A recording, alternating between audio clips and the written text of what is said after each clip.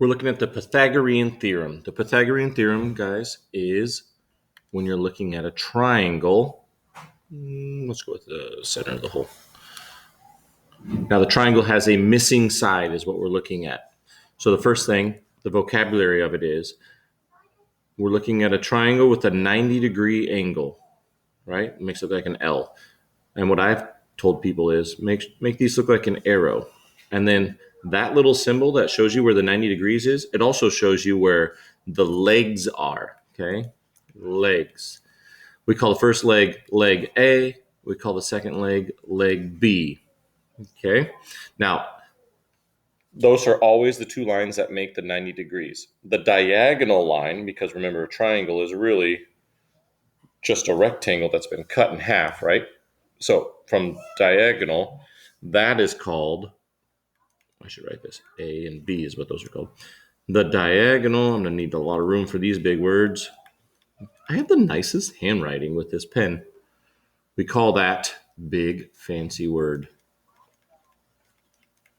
Guys, if you can throw this word into your daily verbiage, your vocabulary, chicks dig it. Just letting you know that. Hypotenuse. That's an E right there, sorry. Now it's even uglier. So we have the hypotenuse, which we would call, make this a little darker, C, right? So we have A, B, and C. So on this golf course question, we know that the leg is 70 and the other leg is 120. Now, some of you might say, Mr. Lance, this should be A and this should be B because I started here. That doesn't matter. As long as the 90-degree legs are A and B, it doesn't matter if you switch the numbers and call this A and this B. What does matter is you can't call anything else C except for the diagonal. The diagonal is the only one that can be the hypotenuse, which is C. So the formula for Pythagorean theorem is A squared plus B squared equals C squared. Now what we'll do is we go in. Do we know A? Yes, it's 70. Do we know B? Yes, it's 120. Do we know C? No, that's the missing thing. So we're going to take and we're going to write those numbers in. A we said is 70 squared. B we said is 120 squared. And C we don't know.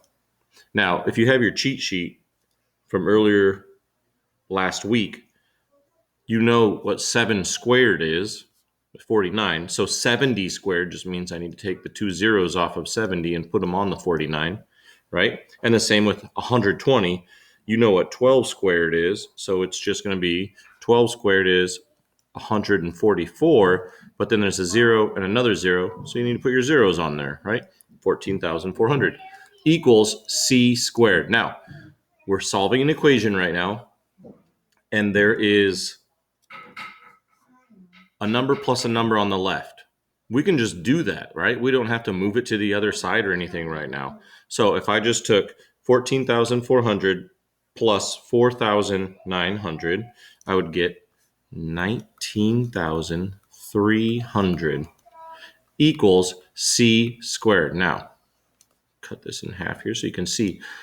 I'm not done. That's not my answer because I still have C being squared, right? You can't have C be negative. You can't have C have numbers over there. It just has to be C all by itself.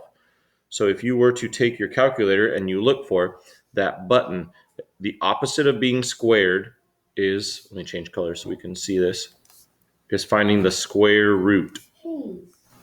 I'm going to find the square root of both sides just because that makes this go away. And all I'm left with is C. Why does it make it go away? Because it's just like I keep telling my class, if I told you to take 5 steps forward and then immediately take 5 steps backwards, where would you be? You'd be right where you started. So why would I take a number and square it and then go back to square rooting it? It would just go right back to whatever that number was. For example, if C was 6, 6 squared is 36, but then it says find the square root of 36. Well, that's 6, which is where I started. So that's why they cancel each other out. So then we're going to take and find the square root of 19,300. Sorry, I had to look at what it was. And the square root, sorry, I'm trying to type it into my calculator right now. 19,300 is a really fun number of 138.92, blah, blah, blah. Yes, I just found this picture, so I'm going to put an ellipses here.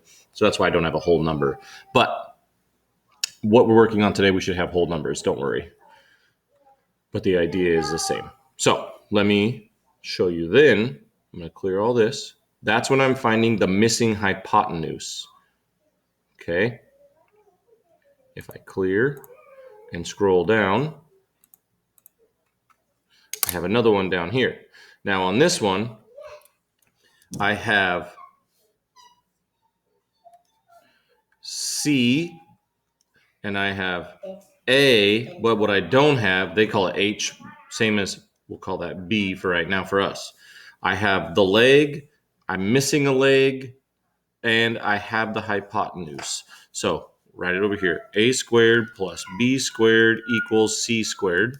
A we said is 5, so 5 squared plus B squared equals C we know is 10, so 10 squared.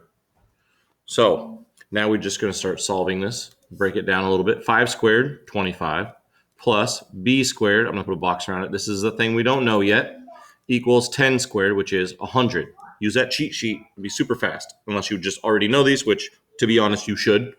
So now, unlike the last problem where we were missing the C, this one we're missing B. So we need to get this B all by itself. So we have a positive 25 over here. So the opposite of positive 25 is minus 25. Whatever I do the left, I do the right.